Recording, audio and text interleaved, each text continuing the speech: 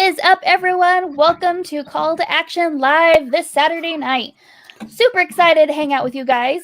We have some fun stuff to talk about, trying a new segment. We're going to see how it goes. And helping me with this awesome new segment we're going to do, to my right, Alex, how are you doing?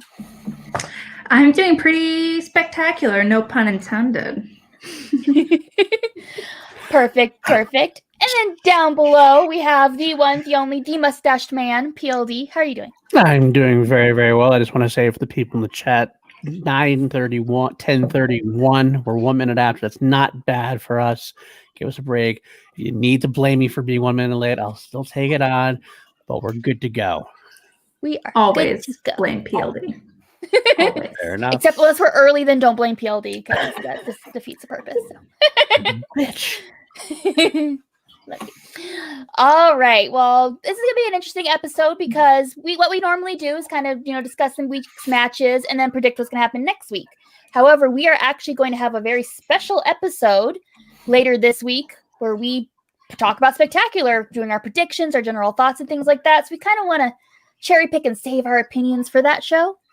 But just kind of briefly, I want to talk about are you guys pumped? Like, what are your plans for Spectacular? I want to find out what you've got planned for that fun weekend we have coming up. Alex? Apparently we're going to be doing something pretty cool. I've been told, with a whole bunch of really awesome people. It's not only C2A, a certain point of view, it's the Cinefanatics and Let's Get Ready podcast. Us reactors, we're going to hang out this coming Saturday. It's going to be the after show extravaganza Friday thingamabob. I keep wanting to call it, but we're going to chat our predictions, our thoughts, play some bets, sing some songs, so do what us reactors do. That's right. It's going to be on the Smashathon channel. If you guys have subscribed to the Smashathon, that's probably where it will take place. Any Streamlabs we get for that show will go towards the Kevin Smith's GoFundMe as well. So it should be a lot of fun with a lot of different people across those podcasts. It should be a good time.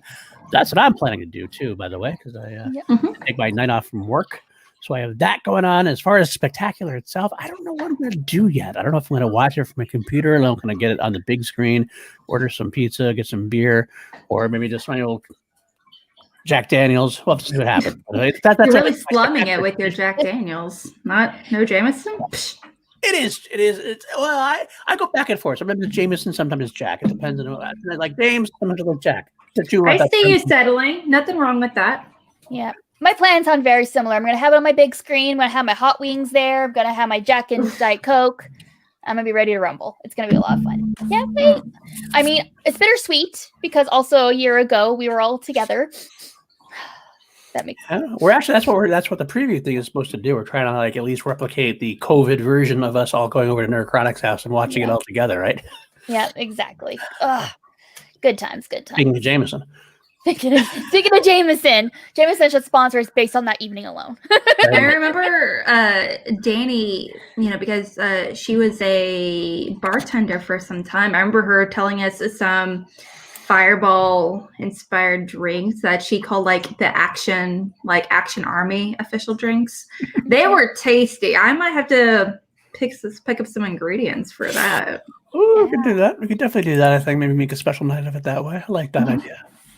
Gotta do something because I miss you guys and I would be with you right now. Well, right then if it was soon.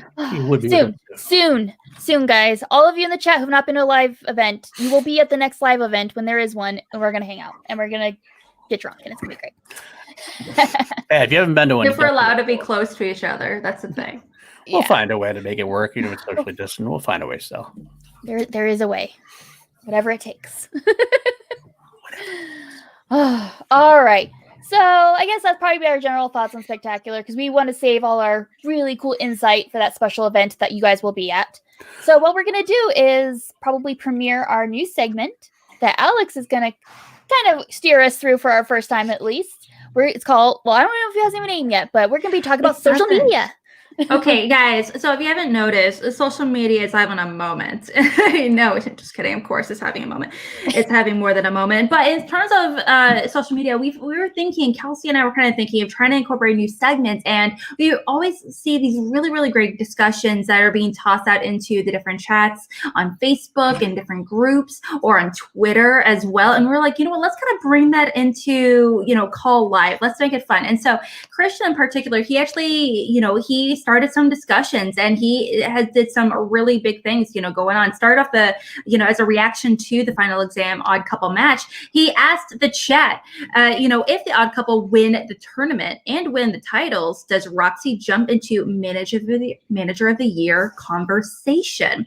Now, before Kelsey and I kind of voiced our thoughts, I am going to highlight a few things in the chat that were brought up. For example, from Mr. Thrawn, sexy numbers alone puts Roxy into the manager of the year conversation.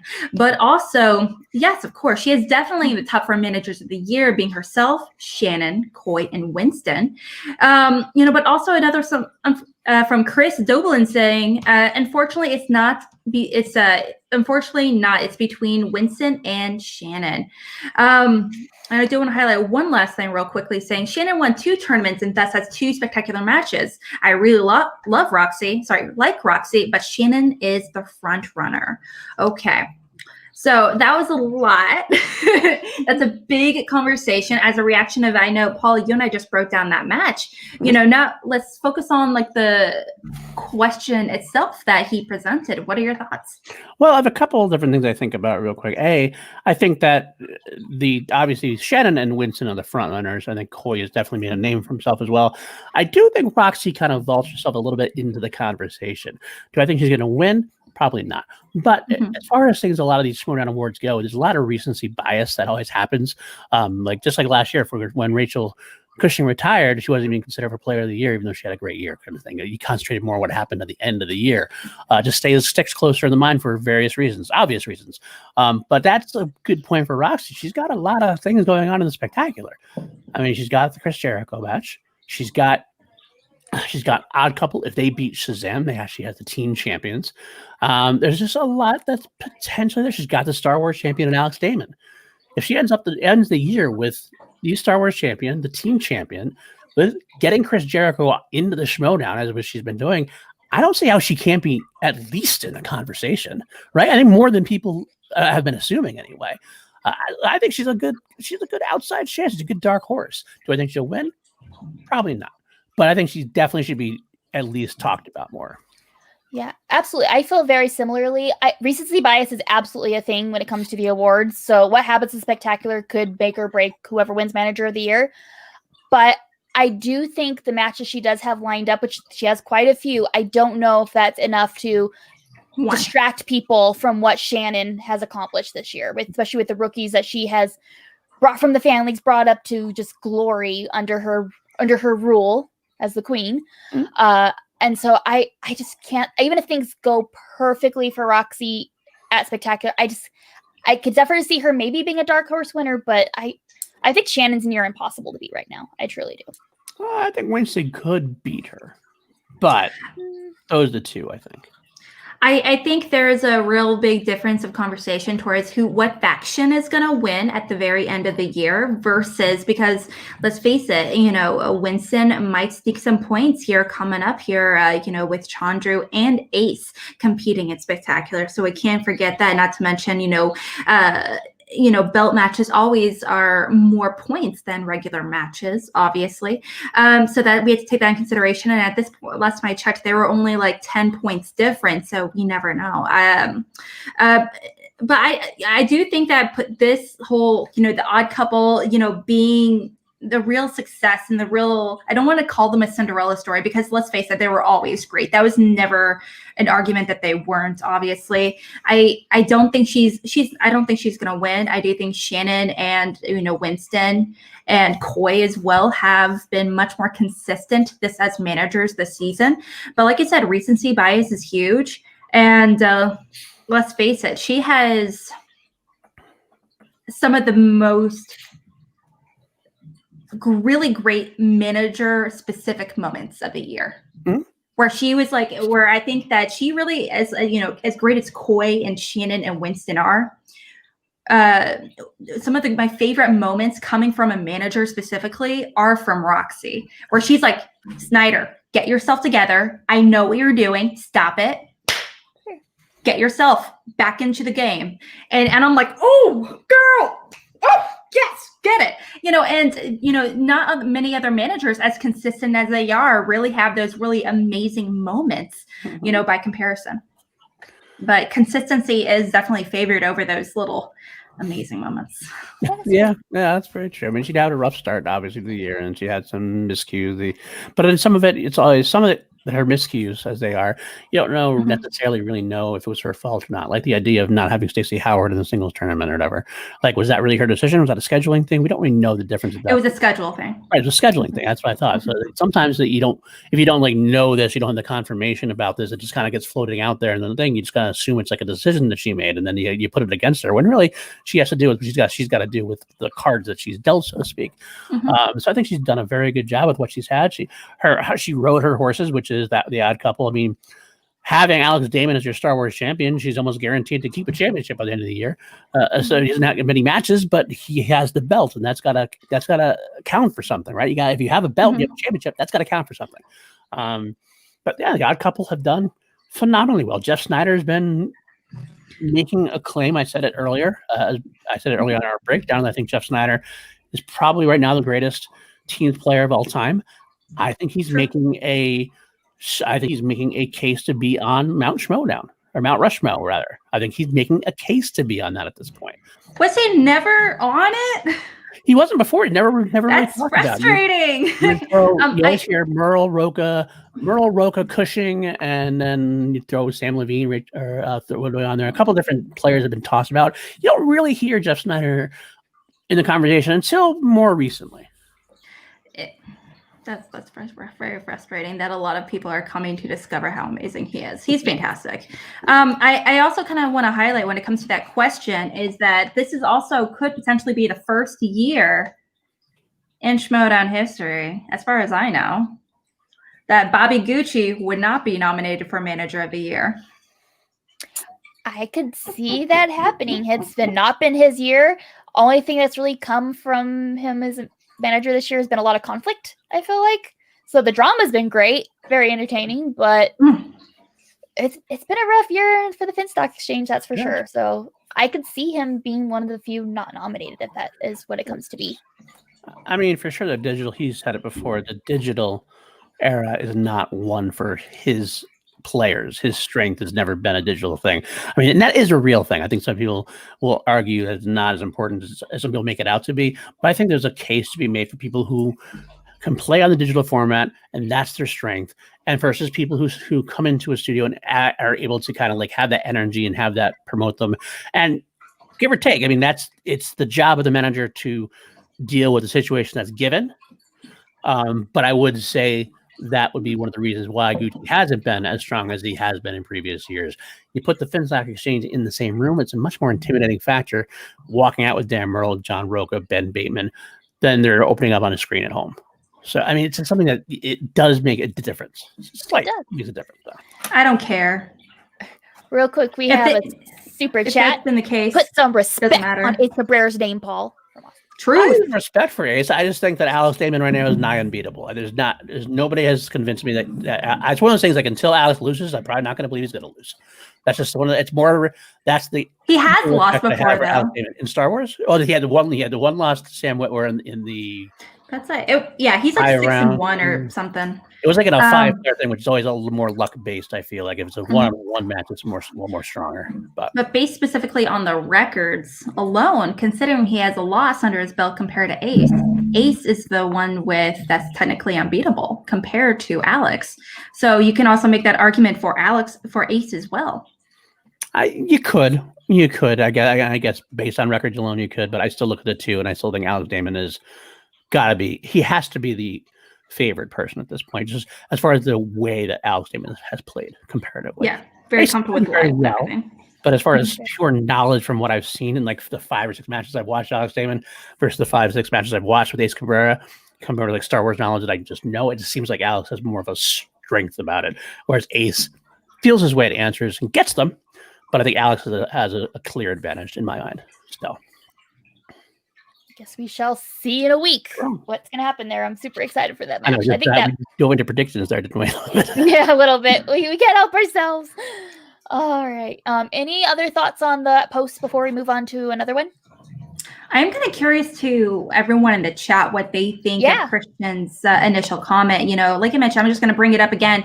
We kind of want to know from you guys, how you guys feel about, Roxy. Do you think this really kind of puts her in the conversation or not? Or maybe this is just a conversation. He's just trying to, stir the pot a little bit. And maybe he's just like, maybe this will never happen, or maybe it will. We're not sure. One of the other things kind of highlighted in the chat was you really kind of bringing about the whole audition process as well. Obviously, Christian Harloff actually put in the chat specifically saying, "Holy moly, welcome to over 50 auditions today. Keep them coming, everyone." So here is how you can potentially be in the 2021 MTS draft. Take a video yourself. Tell us why you think you could compete in Schmoedown. Tell us what division would be good for you, and tell us some of your favorite movies. Also, cut a promo talking smack to any MTS personality. Now, I was on Twitter. I personally follow a whole bunch of people, obviously, on Twitter, but one in particular that really caught my eye is Mr. Morgan Robinson of Morgan Hasn't Seen It. Ooh, should I send a video talking smack about Janine the Bean? Oh, if you're not familiar, he's a co-host of Morgan Hasn't Seen It. They host a show, the podcast episode together. It's really great. If you haven't checked it out, go check it out. It's really wonderful. But there's definitely an emergence of so many potential new personalities and fans and everything. Just to highlight a few, everyone in the chat over there were mega excited to potentially get involved to some extent. Yeah. I agree. It's going to be interesting to see. I know a lot of people I've talked to are interested and have been throwing together everyone's ideas. The good thing I've heard from some people is that there's not a specific deadline, so they're taking their time and wanting to craft a good promo, which is a good thing. You don't want to just slapdash throw something together, or else it's not going to work. As you could tell last night, if you watched my promo against Ben Bateman when I was put in the spot last 2 minutes of Action Industries, it was not very good because I had no time to prep. But if you take the time and build that prep, you can make yourself a great promo, make yourself be heard. This, to me, tells me that Christian is looking for character, more character. We've seen an influx this year of a lot of great trivia knowledge, super trivia knowledge players. Now we need a few more of the Lon Harris, the Andrew Guys, those kind of character type players. You can cut a good promo, be entertaining. I mean, not that they're not looking for trivia knowledge, but I think you want to find that balance where your trivia, but you can look at it on camera, because at the end of the day, this is not just a trivia league, it's an entertainment. So you got to find a way to make yourself be known. So you can go to those live events and make yourself be as entertaining to the crowd as the Andrew Guys are and things of that nature. So I think that's a key too. So even if you don't have the best trivia knowledge, if you just maybe think you're not quite as good as somebody else, but you can talk to the camera, you can make yourself be heard, you can make yourself entertaining, make yourself be funny, then give it a shot. Give it a shot. You never know. You can always work on studying. Sometimes you can't get that knack of charisma. So I take a shot.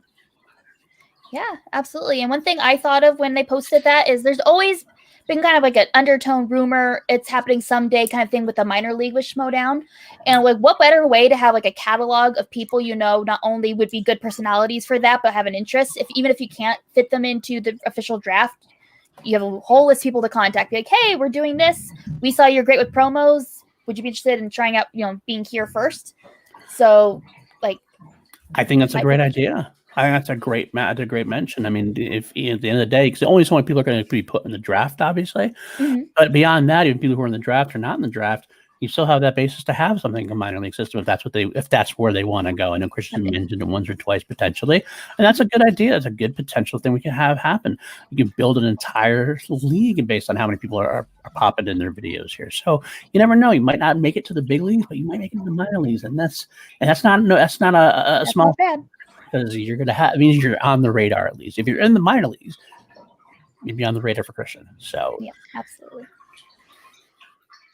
Yeah, it definitely makes things. It's definitely I think it would be wonderful for anyone to participate in Schmoedown. Like I myself, I've been like reacting and everything moving along with matches for over like 5 years now, maybe longer. And it's kind of crazy, how much, how much our love for Schmoedown has really come through. I was like heavily debating and sending one in. The more I personally thought about it, I don't know if it's the right time for me to, even if I were drafted or anything like that, I don't know if it's the right time for me personally to do it. Maybe later on, things can change. But I mean, like personally right now, I know Schmoedown just takes up so much of my life already. And sometimes not in a great way. Let's face it, like it's a Schmoedown family. I actively think about Schmoedown at least 6-7 hours a day. Between recording, talking to people about Schmoedown, watching stuff about Schmoedown, watching matches. And it's like literally at least 6 hours a day. I talk to my husband about Schmoedown like all the time. I talk about Schmoedown like when we're going to bed, the first thing we do in the morning. So it's such an active thing. So I would personally, in my case, worry about wanting to dedicate even more time to Schmoedown more so than I already do. But, maybe down the road things will change. But fair enough. Absolutely fair enough. You never know. I don't think there's a one and done type of situation. It's not so much an addiction. It's just I don't have anything else going on right now. I'm not working. And I mean, like it's not a joke. I mean, I'm like not working, and I'm moving and stuff right now. So it's just like the thing that's taken over. I mean, like it's just taken over so much of my conversation, with family and friends and everything. So it's a lot. Absolutely. I get that. All right. Any final thoughts on that post or even from the chat? Anyone in the chat audition? Are you excited? If you did audition, are you hoping a certain manager will draft you? I'm interested to hear your thoughts on that. Oh, who would you love to be drafted by, hypothetically, Kelsey and Paul? Shannon. In what league? What league? IG. IG? No Star Wars? No. I have my knowledge base in other IG franchises is stronger than Star Wars. It's good in Star Wars, but not as much Star Wars League level.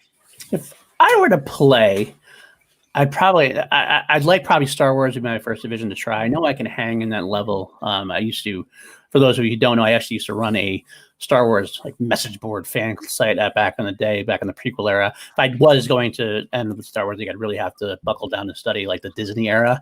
The first 6 movies got ingrained pretty hardcore. So I have to do a little studying, but I think I could hang in the Star Wars division. I would love to, if I was going to do something else though, I wouldn't mind playing teams. I think I like the concept of teams better than I do singles, to be honest. I like having that give and take with somebody, the chemistry of people you go back and forth with. So that's another potential thing I'd want to do. As far as what manager I'd like to work under, that's a tough call. That's a really tough call. I mean, I think Roxy is probably one of the most supportive managers there are. It kind of depends also on the faction though too. Who else is in the faction? You know what I'm saying? Like I'd like to work with specific people. Like a Bateman, someone I'd love to train with, for example. I think he has one of the greatest sets of strategies you can learn from. But other people have great knowledge you can learn from. So at the end of the day, I still don't know. There's a lot of them I would be open to working with almost everybody. Kaiser would be a hell of a lot of fun to work with, to be honest. I think I'd love to be in the dungeon with Smets and Parker and those people. But so I'm leaving it open to discussion. If I was ever going to go that way. I say screw it. I would want to manage. I would want to manage. Okay, I wouldn't want to be my manager, Alex. That's actually my role. I would love to manage. I love managing so much. I do. Like as much as I would love to compete, I would love to manage. I really do. If I were competing, I would want to say teams and singles. Maybe IG, maybe. I've seen one Star Trek movie, so that would be a process. And that was Star Trek 09. So it's one of the better ones. J.J. Abrams, yay. But if I were to work with a manager, I would have to say Kate, honestly. I think Kate is actually, I think she's solid in a lot of ways. Personally, I'm very self-motivated and I can work well with others and training and everything. So I don't really need someone over my shoulder to get things done. That or Shanna, because she's really great with rookies. So. Yeah, that's true. That's great. That's a good thing to think about. Rookies, a different ballgame. It also depends on what we're doing next year as far as digital versus the in studio as well. I mean, I know we're starting out digital definitively, but that comes into play too with what where you want to go. Because I think some managers would work differently than others in that kind of situation. Gucci is not a good manager for this division, for this kind of situation. That's the thing. I think in order to succeed in Schmoedown, I think, period, at least nowadays, is that you have to be comfortable and great managing, and not only in person, but also in a digital format. True. I can see that. So that's why I think Gucci, like I said, like when I was telling you about in-person stuff, that's fine and all. You can be great in everything in person, but that's moot point. That's only going to be, that's one division potentially next season. So that's great if you succeed in one division, but there's 4. So 25% ain't gonna cut it, my dude. That's failing. I don't know. I think Gucci could definitely have a comeback year. I still think Gucci could have a comeback year next year. I think he might have learned a lot from this year. I mean, he definitely has some stuff. Exactly. So we'll have to see how he fixes things next year. Of course, also one real quick thing. I know we're kind of going a little off tangent though, but Gucci with a different faction, like without the top 4. Obviously, that top 4 ego thing. I mean, not, and I don't mean ego in a bad way, but you have like Bateman, Merle, Roca, all of those top dogs in a way. Mm-hmm. It's kind of tough to manage them at some points. It's maybe easier to. This is where it's easier to manage rookies in a way, because Gucci would be the leader. The manager would be the leader of the faction, and you don't have questions from John Roca, from a Ben Bateman, somebody who's just as knowledgeable, could be managers themselves. So I wonder what Gucci does with more of a. Not like a lesser division, but like lesser top players in a way. It might be better to have lesser in a way, which is counterintuitive. You want as many good players as you can get, but sometimes it doesn't work out that way, as we saw this year. Mm-hmm. There was one extra segment that was actually, it was actually a response to what Christian was saying, which is actually directly from Roxy. And if I can find it. And so Roxy said, there's a lot of deep and valid conversations going on in this group about dead naming and the plastics and what plastic does to the environment. So it feels like we could all use a common enemy right now to come together. So here to remind you that The Amazing Spider-Man 2 is one of the greatest movies ever. Wow. A Phantom Thread is garbage. Cheese is grotesque. Girl, I will need some more hot takes. Tom is still the worst movie trivia manager of all time. Ooh, girl. Alba over Elba all day, baby. I too cannot spell Geppetto. I much prefer the old speed rounds. Girl, me too. And Baby Carrots is a whack nickname. Kind of agree. Shannon's crown is tacky. Now that is blasphemous. I would smack him again if I would. If Rachel ever, and I assume means Kutching, ever comes back, she's playing for me, not Sam. Oh, girl. Christian doesn't know as much about pizza as he thinks he does, and all you have some pretty shitty taste in who would win manager of the year. There, go ahead, love each other, and go back to hating on me. Peace out, you unsexy numbered losers. I love that. It was perfect timing too, because I was a part of the discussion that kind of triggered that, and even though a lot of people were coming from the right place, it still ended up being a very hard conversation to have. So that was a very good distraction. Just like Roxy, just like, okay, guys, let's take a minute, bring it on. I love Roxy. She's so great. She's great. What she's doing, and she's a great. She's great for the sport. She's great for the game. She knows she's a lot of fun with this. She's a lot of fun with us. So I love Roxy. I got to be honest with you. No matter, she's always going to be a manager of the year candidate in my heart, because she just does a lot for the game in general. So she does. I feel like she's definitely one of the managers that honestly, like, I know we just kind of talked about how that Gucci, he shines in in-person format. I think honestly, Roxy's great in person, but she also shines in digital. She thrives in both formats. So I'm really excited for her. Cody did respond saying, I want to jump in here too. I'm inspired by this post and I want to add a Roxy's fire, not to steal from it. Armageddon is one of the worst and overrated movies of all time. How dare you? Sure, Die Hard is a Christmas movie, but it's not even close to as good a movie as Lethal Weapon, the real Xmas movie, action movie, next to its spiritual successors, Kiss Kiss Bang Bang. Sour cream and mayo are both gross. Blasphemy. And the best current pop music reflects the 80s, and best current rap reflects the 90s. The best rock ended in the 2000s. Fair. Unfortunately. I think all the managers have merits. Wiston is a fucking champion, and I'm super proud of him. And all the Irish and finally the Irishman just wasn't good, like at all. Thank you. So Roxy just did the unthinkable. She turned Koi heel. Just for a brief couple minutes. Just for a brief couple minutes at least. Nothing else could do it, but then Koi had a lot of hot takes of his own. So good job, Roxy. It hurts, but it hurts. So yeah, it's good to see it. I love to see Koi, that little glimpse into Dark Side Koi, and I'll be honest, I would love to see. I would love to see Dark Side Koi. Dark Side Koi. That would be like that would be a weird mashup, like Dark Side Koi with Mark Hoyk. That would be a mashup for the ages. I'm on board with you on that. I would totally watch that. Oh my god, that would be phenomenal, man. Oh man, I think Mark Hoyk is very underrated. I want to see more of him. I do too. There's a lot of people I want to see more of next year. I feel like COVID really fucked us out of seeing a lot of seeing more of a lot of good people. I didn't know that. They did. I had no idea. They did not social distance at all. Yeah, I do think that something is definitely in conversation. Roxy is, man, she's just coming out more and more heel, and I really appreciate that. And let's face it, like Kaiser's a great heel. Who else is a great heel? Who else is a great heel right now? The funny thing is, like, some of the best baby faces, like Gucci is actually more of like a weird face heel. He's like a tweener. He's a tweener right now. I will never consider him a face. Like he's a tweener. But he's doing the heel. No, absolutely. It's his personality. I got it. It's his character.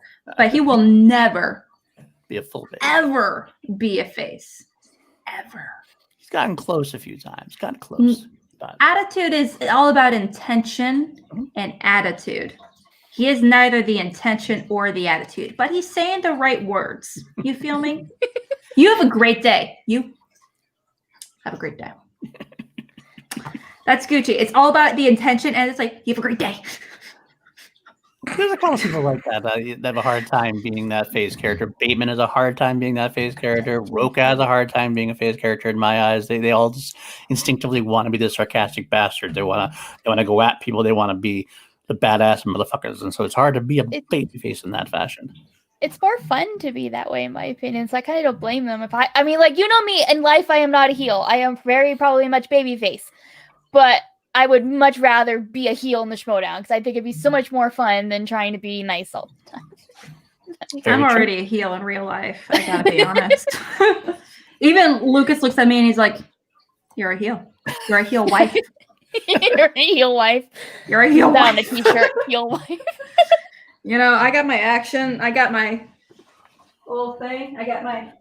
Your Mac Daddy. So you can see it, Daddy. Yeah, but yeah, heel wife, heel life. So that's what's up. So heel. What's the male version of that then? Don't be a dick. That's a heel thing. That's dick behavior. That's what it is. Dick behavior. Small dick behavior. That's what it is. So a man who's a heel is a dick. It's a small dick behavior. Small dick behavior. And a woman that's a heel is charming. It's just that's how. Huh. I'll let Andrew Ghai know you said that. Aspirational. That's what Andrew Ghai says about that. And that's like, no, it's different in real life versus like character. I do want to emphasize that. I do want to point that out. Like that, I do want to point that out. It's very different. Very true. Okay, well, fair enough. It's the same. I don't want to be a real life heel. I like being a pretend heel as well. So. Pretend heel. Interesting. Well, like a character heel. If I was going to be in the Schmoedown, I'd like to play heel. As in, you're not a heel already. I don't think I am. Okay. I don't know. Chat, you can decide whether I'm heel or not. I don't think I'm a heel anymore. Maybe for Alex I am, because we definitely fight a lot. But I don't know. I have to say. Chat's about that. Let me know. That's not true. Come on now, Jake. My mustache is pretty amazing. I will give it that. Come on. It's been specially cultivated. Special oils I've had to rub on it over the years. Grown to particular length. Hair is meticulously curated. Okay. All right. Maybe I am. Maybe I am. God damn it, Dan. Oh, well. Yeah. Oh, well. But it is. Kate is a great heel. Kate is a good heel, actually. Yeah. Great is she technically considered a heel, or is she considered a tweener? Because she never does anything malicious. She's more, yeah, it's more that she's kind of like Video Drew, or she's kind of like maybe an alternative type of heel. Because Grace is the heel of those two. Definitely Grace is definitively a heel, whereas Kate kind of goes along with her and like is a little bit of sarcasm sometimes, and it's a little bit of that she does that kind of like I don't want to say dumb heel because it's not like dumb. She plays dumb sometimes in order to insult you, which I like. It's kind of funny that way. So I think she's definitely a heel, but not in the Grace Hancock kind of sense. Fair. Absolutely fair. All right. Any other social media posts, Alex, before we move on? Honestly, that's it. Like I said, guys, I am going to be pulling some, pictures and discussion stuff, anything that kind of catches our eye throughout the week. So, please feel free to tag us if there's something that you would love to kind of tag us on Facebook or on Twitter. If there's something you would love to see elaborated on or discussed a little more at length on, call it in this segment. Social media segment discussion. We'll come up with a cover name. We'll think of We'll figure it out. You can help us come up with a new name. We're open to suggestion. Yeah, if you have a clever name to talk about social media on this show, besides called social media, we don't want to do that. So no one came up with a new name for I asked people to come up with a name for Schmoebates.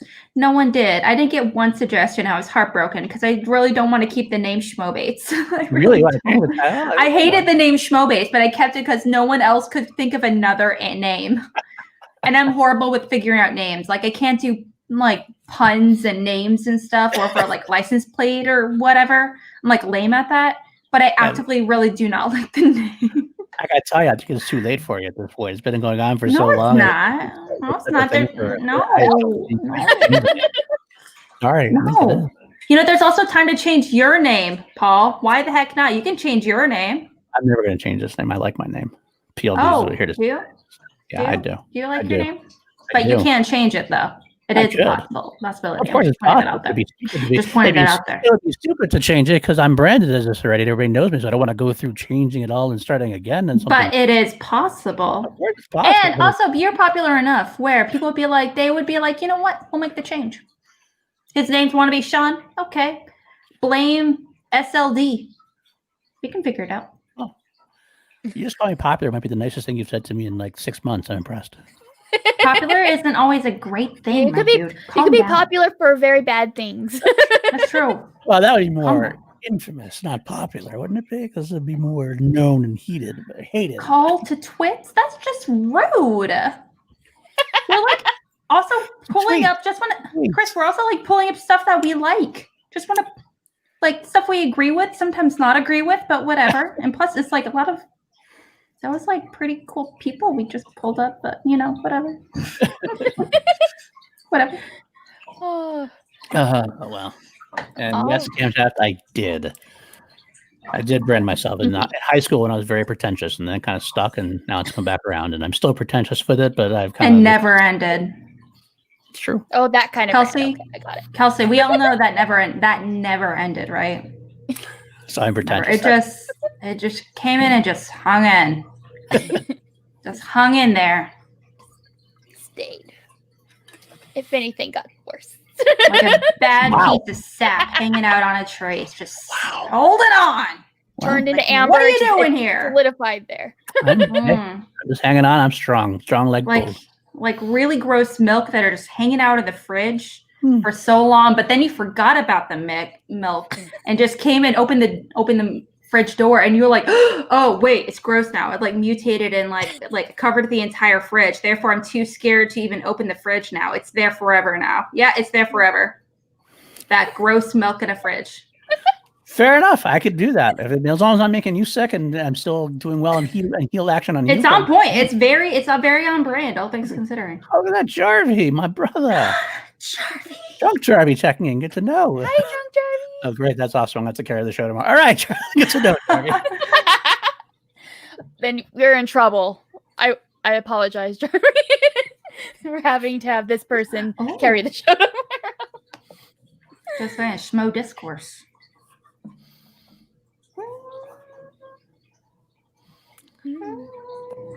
It's not bad, but All right. Well, if that's the end of this segment, we really didn't have anything else planned for today because so much is going to be happening later this week. we could talk about the splitting up of the Star Wars and IG players for the awards that Christian talked about today. Everybody knows that Christian decided that, unlike last year, we're going to split up the IG player, IG award and the Star Wars award. Last year they were the same. The IG, it was IG/Star Wars Player of the Year. Now they're each going to have their own award. What do you guys think? Is that a good thing? Is that a bad thing? What do you think? I think for Star Wars players in particular, it's a good thing because it gives a chance for them to be spotlighted a bit more. But there's also not that many Star Wars players per se that are like considered, I guess tournament season this year it has been a little bit better. But in past seasons, I just feel like it would be hard to fill up the 5, if that makes sense, the 5 slots.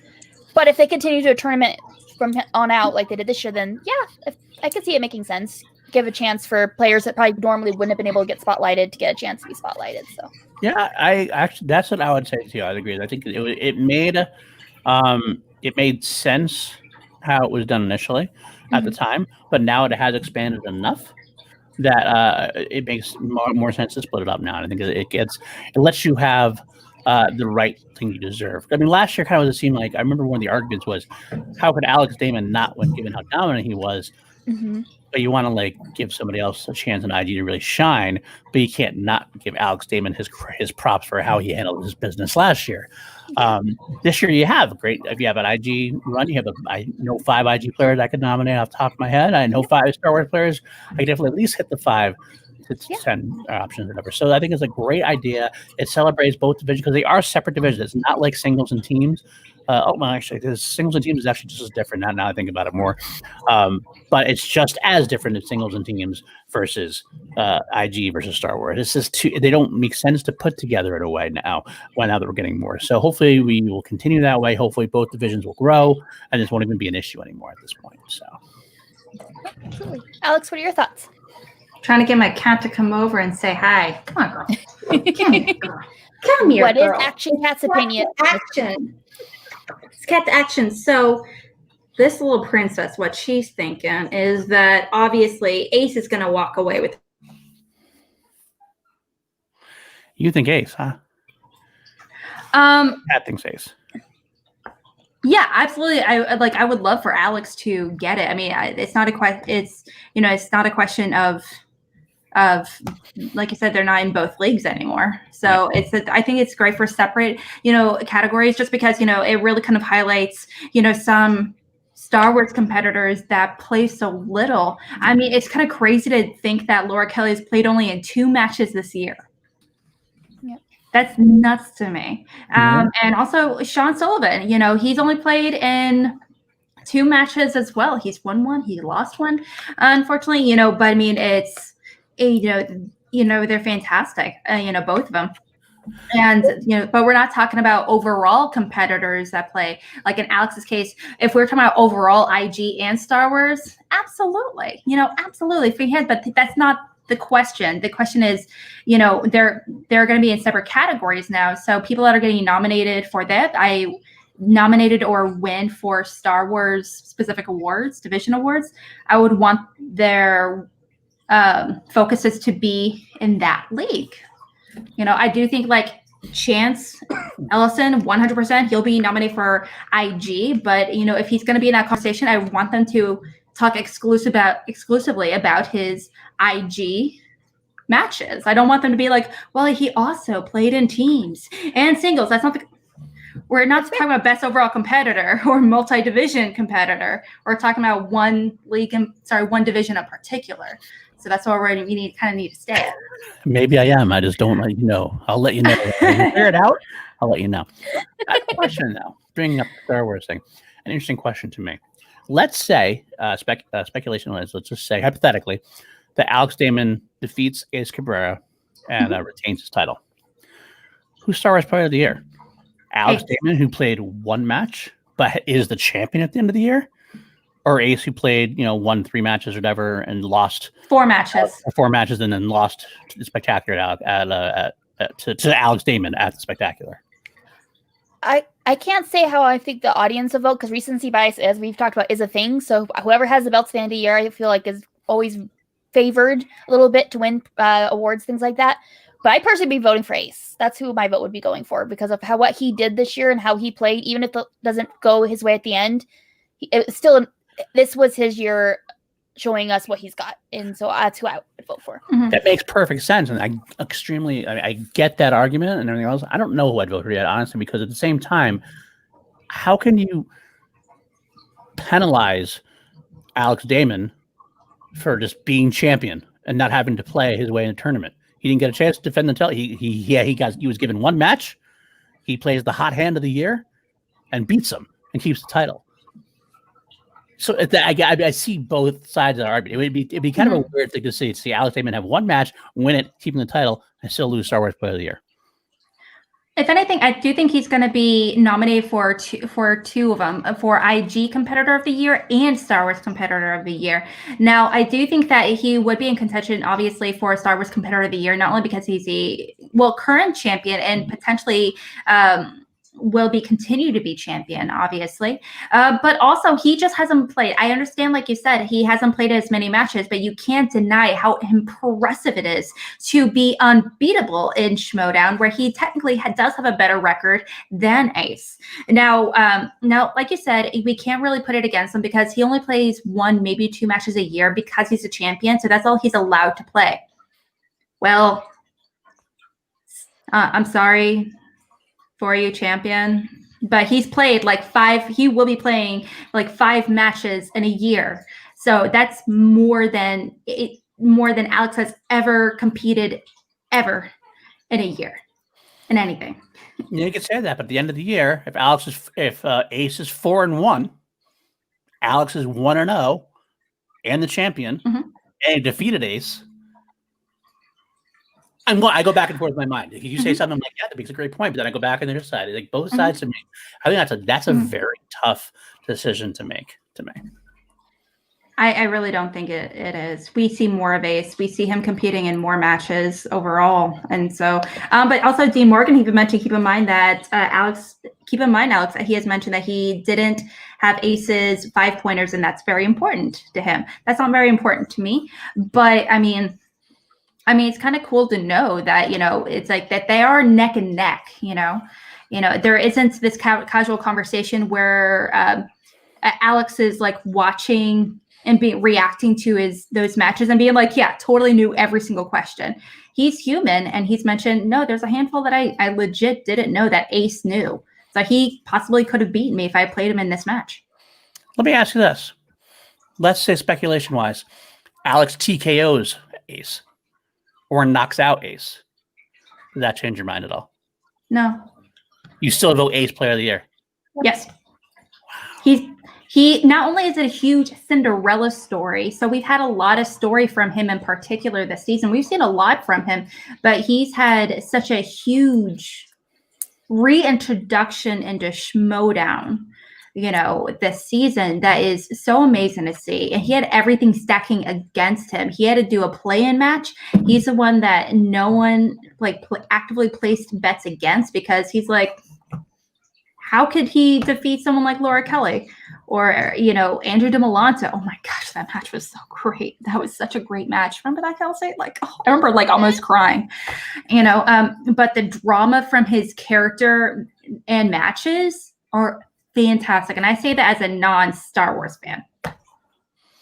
I am a big Star Wars fan, and I do know that they are it is very impressive what they've done. No doubt about it. And I doubted Ace in the beginning. And the more he won, I was won over. Absolutely.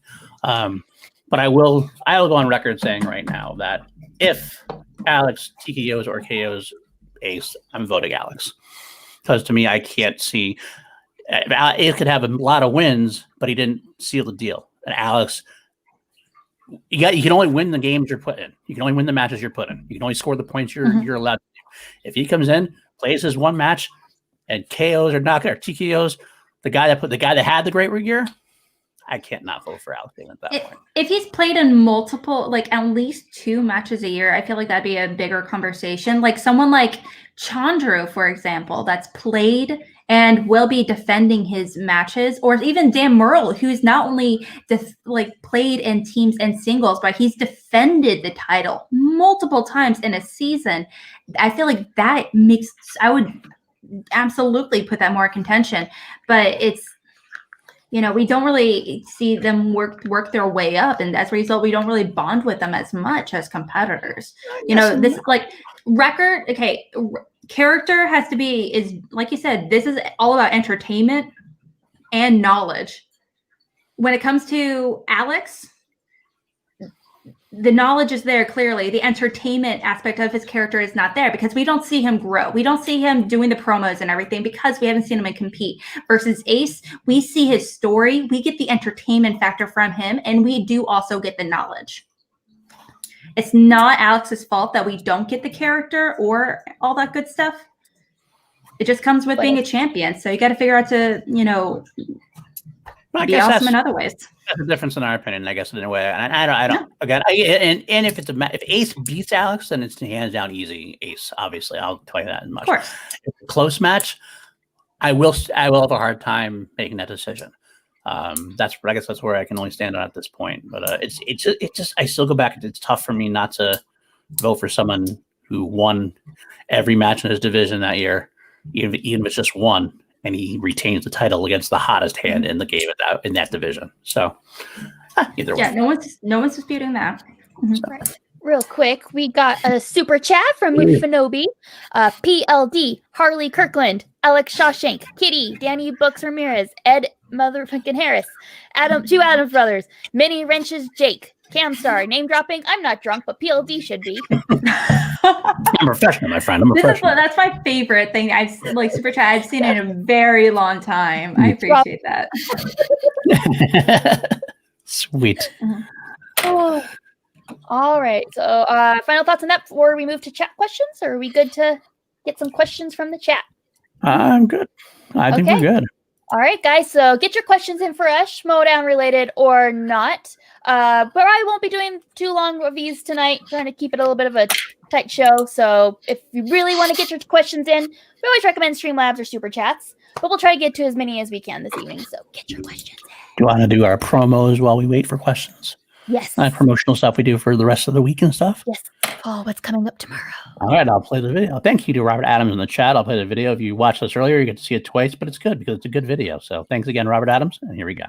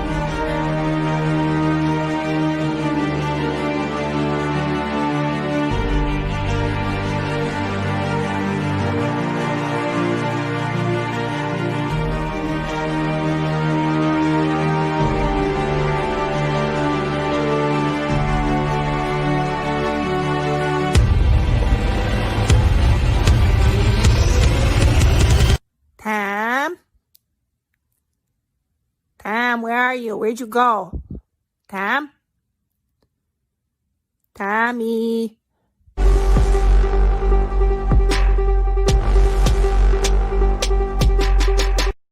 I've got fingernails from a dead guy.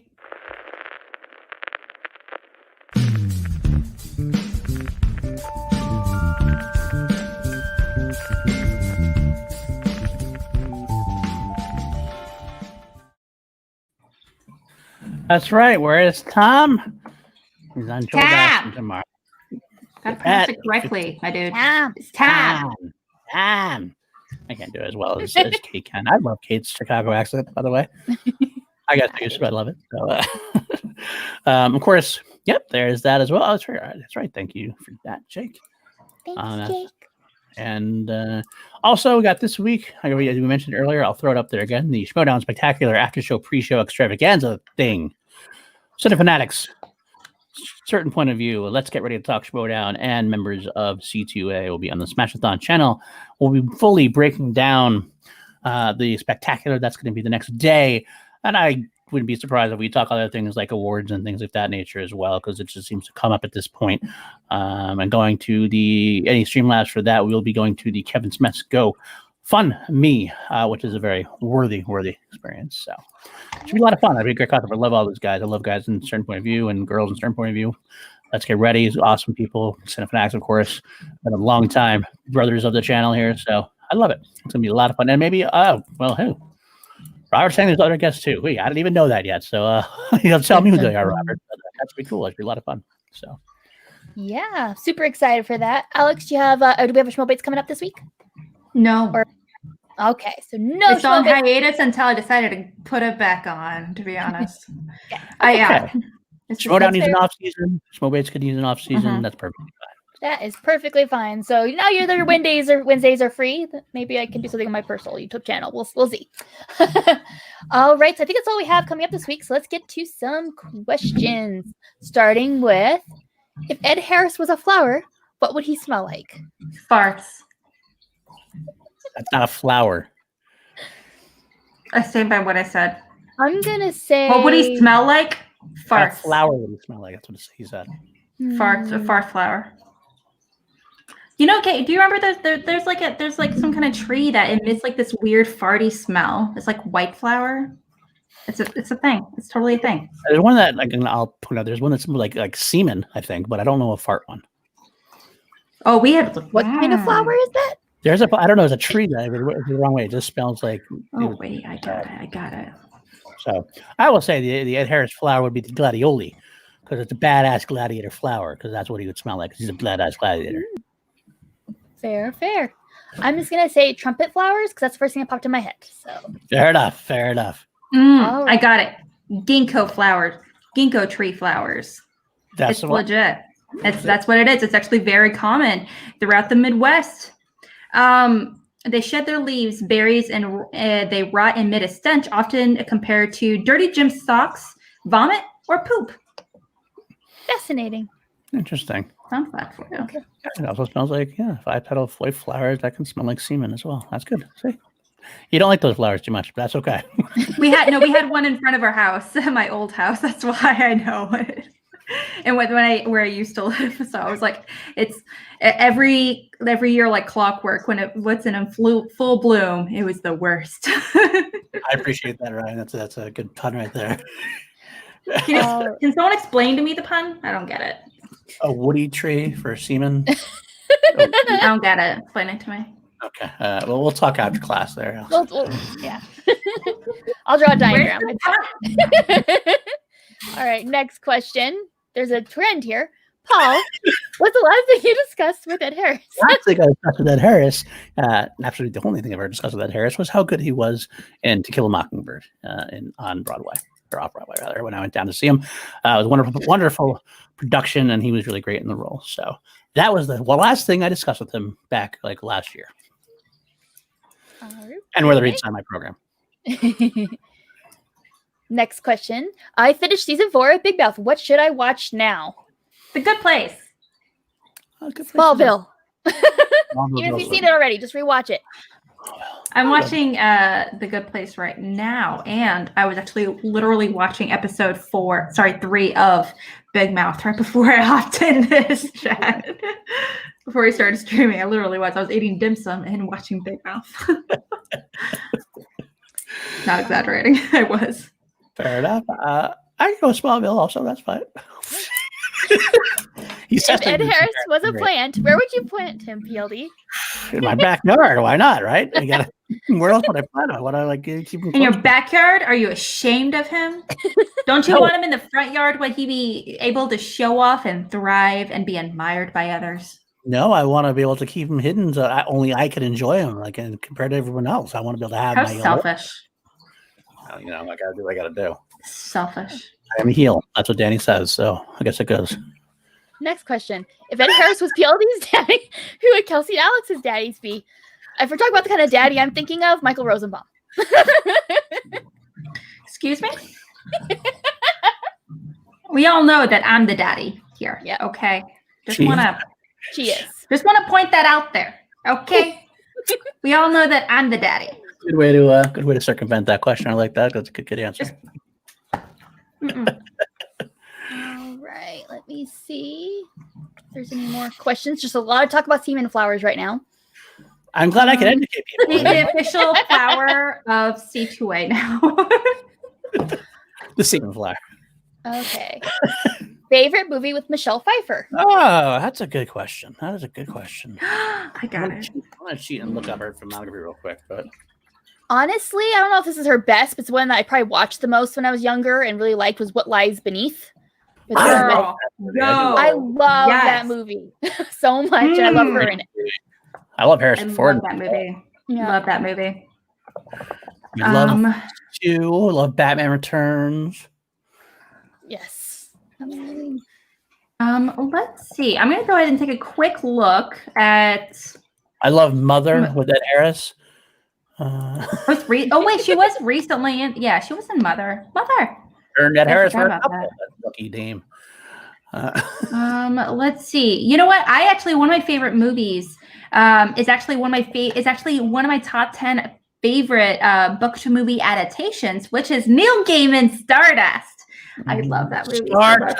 Yeah. I love that book. I love that movie. Again, it's what a perfect adaptation made with such love. It's a directorial debut of Vince Vaughn. Not Vince Vaughn, sorry. Yeah, Matthew Vaughn. It's not totally Vince different. Vaughn. But Totally shove different it, movie. Paul. Shove it. Eat a bag of dicks. Eat a bouquet of dicks. Okay. Eat a bouquet of dicks. But it's made with such love from the script, the music, the acting. Oh, Michelle Pfeiffer, she is wonderful and campy and hilarious in it. So if you haven't checked it out, go check it out. It is, in my opinion, the best Neil Gaiman adaptation. Charlie Cox, as well. Claire Danes. Yeah, I agree. Actually, Alex, I don't agree on much. I would agree with this 100% on this. This is Fantastic. One of the phenomenal movies. So. All right. Next question. Is there PLD projects tonight, Paul? I don't think there's gonna be one tonight. I think I did 2 last week. I'll probably do one tomorrow night. I think probably if I do anything. I know that's some people don't like that because it's Sunday night. I get that, but I don't think I have it quite enough for me to do it tonight. So we'll try tomorrow night, and probably next week I'll do it after Spectacular a little bit, depending on how far that goes. So, but not tonight. Thank you though for asking.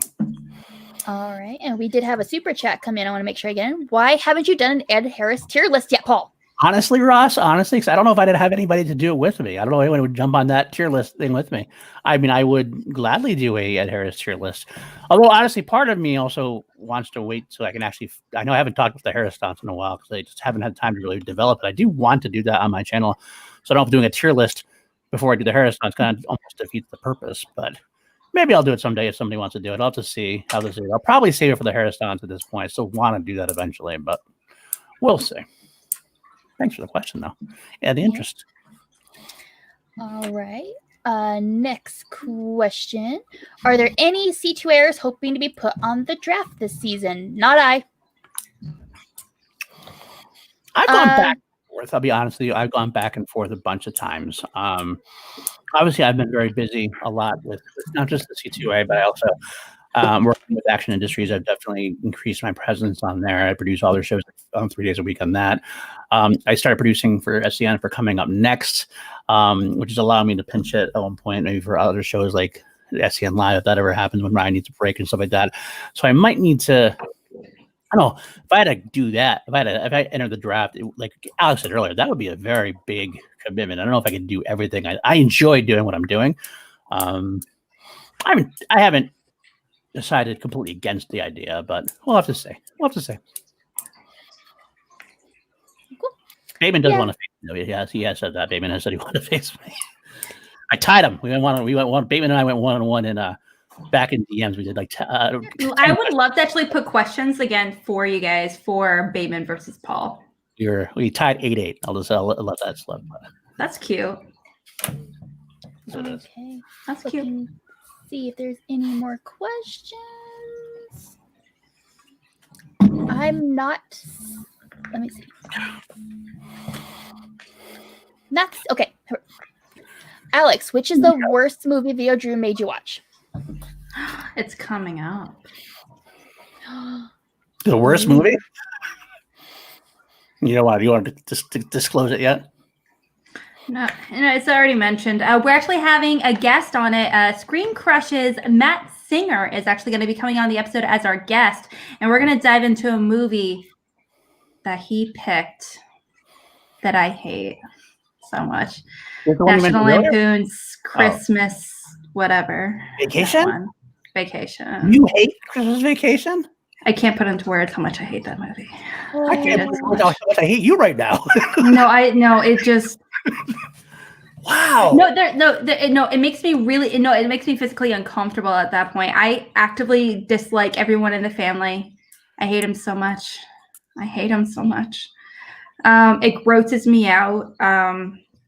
Like it physically makes me uncomfortable. That like Elf makes me physically uncomfortable to watch. Like I don't like Elf. Like it actively grosses me out. But that's the movie. It just grosses me out. And I remember chatting with my family about it like over Thanksgiving, and we were talking about Christmas movies, and we were talking about our favorites, like The Apartment. My dad loves The Apartment. I love The Apartment. And we were talking about like White Christmas and some of the animated movies and some of our newer ones like Claus. I introduced my parents to Claus on Netflix, which was great. But we all agreed that we hate that movie. And I was like, why is this such a new thing? And they're like, yeah, I don't know. We just all hated it. And I'm like, oh. That is the one movie that I watch with my family every year, by the way. That and Scrooged. Both are our Christmas movies we watch every year. All right. Another I like question. Scrooge. Scrooge is fine. It's not my favorite adaptation of that story, but yeah. If Ed Harris was Seaman, would PLD clone him or just shine up his mustache? That's a question I never thought I'd ever have to answer. I'll never put that state of affairs like in that order. I just don't know. I probably clone him because I'd rather have more Harris than not. There you go. All right. Speaking of kind of what Alex talked about, what is your go-to Christmas movies? I don't like Christmas movies overall. I really, really, really, really don't. So Die Hard is probably mine. Maybe Happiest Season now because that was kind of cute. But other than that, I just don't like Christmas movies. I really love, like I said, The Apartment with Shirley MacLaine. Jack Lemmon is so great. It's so funny and oh my gosh, absolutely fall in love with Shirley. I also had to say some other classics are. I actually kind of like the old claymation ones with here's Mr. White Christmas, he's Mr. Snow. The old claymation ones with Kris Kringle and Rudolph and everything. I love those. But also can't forget Batman Returns. My dad loves Batman Returns. That counts. I'll go with that. I love that one. Okay, perfect. Real quick, we have a super chat that came in for Alex's discomfort. Go hold a cat. Did Christmas trees and Winnebagos hurt you? Winnebago. I think that's all part of the Christmas Vacation with the cousin Randy. Yeah. Randy Quaid. Oh yeah. Cousin Eddie. Okay.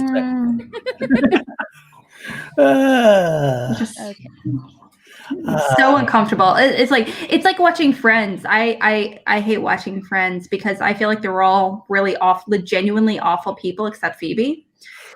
And they're all individually really toxic and really horrible people. Like I said, except Phoebe. And Joey has his moments where I think he's actually pretty great, but they're all horrible people. So there's whole points where I'm like, why are you just being an ass? Like, and I kind of feel that way watching that, where I'm like, wow, this is a really awful family. Like everyone's horribly mean and They're meant rude. to be. I don't think they're meant to be characters you're supposed to like or like. Or I get that, and yeah, absolutely, I get that. But that doesn't make me want to watch it anymore. I love watching movies about anti-heroes and stuff, but I have to like them at some point, right? I just like the humor. I think it's hilarious. Yep. I think there's a lot of funny things happen, so that's all I need to do. It's gross. Oh. All right, we have a Schmoedown related one. Luckily, no more Seaman or Ed Harris for a sec. Consider this. If every belt holder defends the title, Winston couldn't get enough points to pass Shannon, and Corruption could win the faction race without holding a belt at the end of the season. Yeah. Very possible. Mm-hmm. Wait. Put that back up there again real quick. I was supposed to. Okay, so Shannon could win. Okay, Winston could win and not have a belt. Okay, that's very interesting. Mm-hmm. That'd be a very interesting thing to add to the Manager of the Year discussion. Okay, Indiana. I think there, like I kind of mentioned, I do think there is a difference between the winning faction and Manager of the Year. Yeah. So, yeah. But you got to figure that like it's kind of like Best Picture, Best Director, like Championship Team, Manager, and its Manager. They don't have to be the same thing. But a lot of times they do really do coincide. They absolutely. Ang Lee won Best Director for Life of Pi. He shouldn't have, but he did. But he wasn't even nominated for Best Picture for Life of Pi. So something to take into consideration. The chat's been fun tonight. Thank you, guys. This is great. Okay, we have a super chat from Austin asking the real tough questions in life. If shorts are called shorts, why aren't pants called longs? Well, because Austin, short, you say shorts because that's a descriptive to why they're not regular pants. Pants are the regular. You say shorts. It's like shorts are the abbreviation of pants. Long, you don't say long because it's not. Shorts aren't the definitive style. That's what I'm trying to say there. Like pants are the definitive. Shorts are a version of pants. Shut up, Paul. My daughter literally calls her short pants. Hey, Mom, do I have any short pants clean? They're called longs now. They're longs. They're longs. They're longs. No matter what I said, Alex was going to say. We need to call them longs. Excuse me, guys. I'm wearing longs. What am I wearing? Because I'm wearing like capris, so I'm wearing mediums. Capri pants, right? No, I just call them capris. So they are short capri pants. I like mediums better. All right, we have another one that came in. Young Adams, Die Hard is Christmas, Christmas is Die Hard. AI's Twinkies are death. Welcome to the party, Adams, the Christmas party. Perfect. Die Hard is Christmas. I love Die Hard as a Christmas movie as well. Yes, Die Hard is my favorite Christmas movie. I'm excited. I will be celebrating. I watched Die Hard for the first time earlier this year, and so I will be celebrating Die Hard as a Christmas movie for the first time this year as a result. Kim will not. She refuses to watch Die Hard with me because I was so upset that she's never seen it. You're not wrong, Austin. I did learn a little bit. I learned a little bit. Okay, another riveting question. Why do you park on a driveway and drive on a parkway? That's the George Carlin right there. I love that. What's a parkway? Is that a street? Parkway is kind of as like it's kind of like a highway, but like less busy than a highway. It's like, it's like a less busy highway. There are some. They're called parkways as well. Yeah, they're not. You don't hear that as much anymore, but they definitely used to be called more. That was a George Carlin bit from like this, maybe even earlier. So. All right, and then we move from. I see your $4.99 and raise you $1 to say Die Hard is not a Christmas movie, guys. If you want to debate with super chats and Streamlabs, do it all you like. We are happy to be that area for you to do that. I do understand both arguments. It's when a Christmas just so happened to take place. During the events of Die Hard. Is kind of irrelevant to the plot after watching it. Yes, there's a Christmas party, but and it takes place around the holidays, but there's nothing particularly about the plot itself or anything that particular, or even the aesthetic or anything in particular that makes it Christmassy. But I think it just, the imagery and everything alone kind of makes it Christmassy to me. Makes sense. Wait, what's a Christmas movie that totally isn't Christmassy then? That totally isn't Christmassy? Or a Christmas, like that is a Christmas movie, but doesn't feel like one, or doesn't like really do anything about Christmas. Like I've heard night and day about how people talk about how Eyes Wide Shut is not a Christmas movie, but to me it's a Christmas movie. I almost consider it a Christmas movie. Enough to say it is. I think it is, but I totally understand why people don't think it is. So, but there are other ones like. To me, the way I have to say it, I think it's a completely subjective thing. If you think it's a Christmas movie because you watched it at Christmas and it reminds you of Christmas, then it's a Christmas movie. Bad Boys 2 is a Christmas movie, y'all. Works for me. If it works Armageddon, Christmas movie. All right, got another super chat. Die Hard is not a Christmas movie. It is the Christmas movie. Okay, y'all. Okay, Ben, you better calm your ass down. Okay, my dude. Like, I feel like that'd actually be like a really good episode, like for you to kind of cover holiday action movies, Paul. All right, is that something you want to cover? Or holiday action movies or Christmas action movies? Good. There's a bunch Kiss, of Kiss, Bang, Bang, and Bang, some Die Hard up there. The original Lethal Weapon is one. Yeah. Seaman and Ed Harris. All right. If PLD was Seaman, would Ed Harris be the daddy, or would PLD wind up as a plant? Mm-hmm. If I'm big enough that if I was Seaman, I'd have enough semen to go around. So Ed Harris would be both the daddy and I could be a plant. I could be both. Her Majesty's Secret Service takes place over Christmas. Mm-hmm. Yo, Iron Man 3, can't forget. First Blood.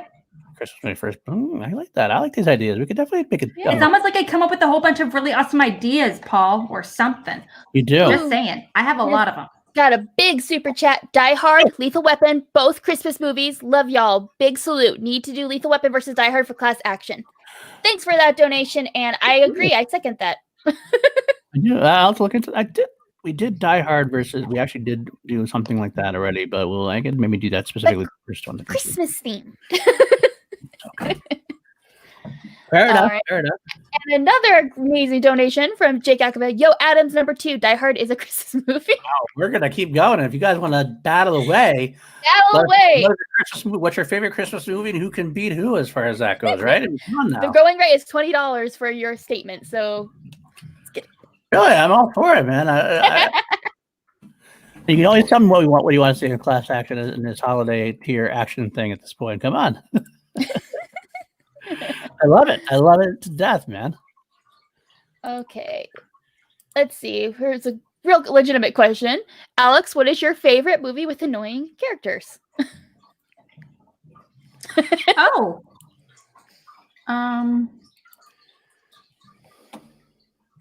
I got one. Pee-wee's Big Adventure. My favorite character would have to be, her name's Simone, I think, the waitress. That movie actually, that's another movie that really makes me actively uncomfortable. I'm just annoyed watching it. I really don't like that movie. I get it. Or maybe Road Rage Mod or whatever her name is. But I would have to say Simone because she's a dreamer and she's like she's like living on, hanging out in the country down in Texas and being like, hey, I want to go live in Paris. And she goes to Paris, baby, and she comes back home with a French man at a drive-thru. Girl, you get it, okay? So that's what I like. Cool. Fair enough. All right. I think that is the end of the questions as well as the Die Hard battle that has been going on in our Streamlabs and Super Chats. So I just want to thank you all for being here tonight. It's been a lot of fun. We really appreciate you being here, and we will see you. I don't know if we'll be doing an episode next week because of Spectacular. Maybe we'll do like an after show. Maybe probably be more like an after show if we do. I think we actually could consider it. I mean, we're not going to announce it, but behind the scenes, I think we actually talked about doing, instead of doing a chill, because we're doing chill mostly bi-weekly now. I think we're going to do a Sunday night call live / spectacular after show kind of thing, because I think we're watching like 6 hours. I don't want it to be on after that, so we'll kind of That's exactly pick the day, and then we'll talk about the next day. I think that's what we're leaning towards, but we'll let you know, as obviously. And speaking of class action, I do have class action tomorrow. Jarvis going to be drunk for it. I'm going to have to take care of the show, I guess. That's what we were talking about earlier. Ben Affleck versus Matt Damon. So that's a lot of fun. Yeah, good Boston is going to come for your head. That's right. Yeah, I do want to point out, Robert, I knew the answer for this when I was in the Pee-wee's Big Adventure thingamajig for the Video Chronic quiz. I knew it then. That's what mattered. Can I tell you real quick, just Video Chronic, I'm so sad. Drew asked me, they did the Crow the other night, and Drew asked me if I could be on. I had to go to work. I'm so sad. Andres wanted to be in it too with me or whatever. I want to do that Crow trivia so bad. I love the Crow. So maybe next time. Yeah. I found out about it at 6 o'clock that night, and I'm like, no, I already have plans. I could have gotten a day off. If I knew about it a week ahead, I would have taken the day off for work for that, because I love that movie. So maybe next time. All right. We got a couple more things that came in real quick from Movie Fanobi. Die Hard wins the holidays. And then we also had a Streamlabs from Ferris that says, hello. Hello, Ferris. I love Ferris. It's so typical. Ferris, damn it. So cool. I love Ferris. He's the best. Except for when he says that, you suck now. Take your money back and not say hello when it comes to that. Jesus Christ. You know what? I respect your opinion. I don't agree with you, Ferris, because that's a horrible opinion, but I respect it. I don't. It's okay. I'm going to say. All right. That's all right. All right. Well, thank you guys so much for joining us. We really appreciate it. And Paul, where can people find you? At Paul_Denuzio on Twitter. You can find me on Chilled Action tomorrow night, Called Action, Action Industries, and also on Thursdays. I'm coming up next on the Schmoedown Entertainment Network. Very cool. Very cool. And Alex Mack, where can people find you?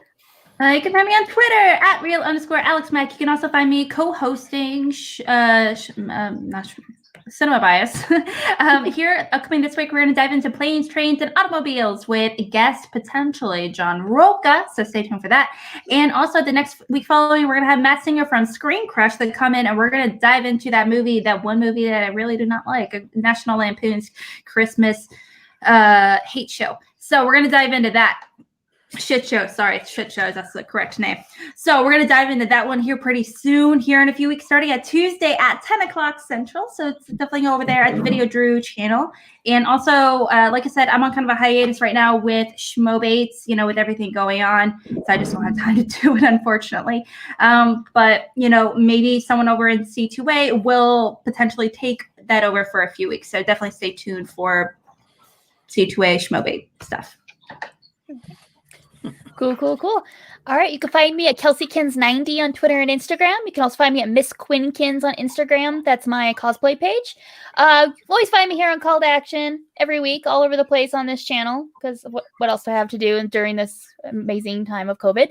And hopefully soon I will be working on my personal channel. I have some ideas on things I would like to do. So if you have really strong comic book opinions, particularly in the DC universe, and you want to be on a panel to talk about it, let me know, because I'd like to do a panel show for that. So see you in my DMs. All right. Yeah, Paul, nice face. See you in my DMs. Hey. All right. Well, thank you so much for joining us. We love you guys, and we will see you all next time. Bye-bye.